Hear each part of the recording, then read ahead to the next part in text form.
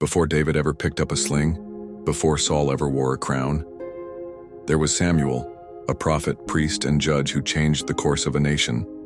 But Samuel's story didn't start in power. It started with a prayer. His mother, Hannah, was barren. She cried out to God and promised, "If you give me a son, I'll give him back to you." 1 Samuel 1:11. God answered, Samuel was born. And true to her word, Hannah dedicated him to serve in the temple under Eli the priest. Now here's where it gets real. One night, while Samuel was just a young boy, he heard someone call his name, Samuel. He thought it was Eli and ran to him. But Eli said, "I didn't call you." This happened 3 times. Then Eli realized God was calling the boy. Eli told him, "Next time say, 'Speak, Lord, for your servant is listening.'" 1 Samuel 3:9. Samuel obeyed, and that moment changed everything. God began to speak to Samuel regularly. He became the voice of God to a generation that had gone silent, a nation that had stopped listening. Samuel would go on to anoint the first 2 kings of Israel, Saul and then David.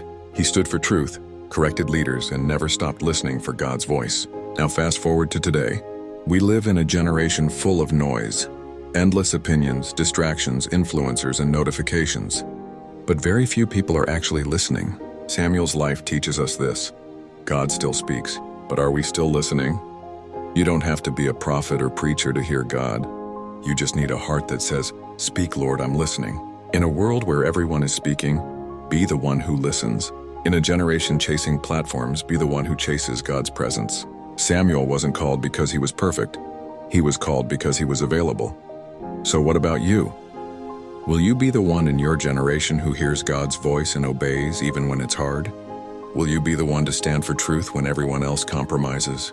If so, drop a fire emoji in the comments. Tag someone who needs to hear this message. Subscribe for more videos that help you hear God clearly in a noisy world.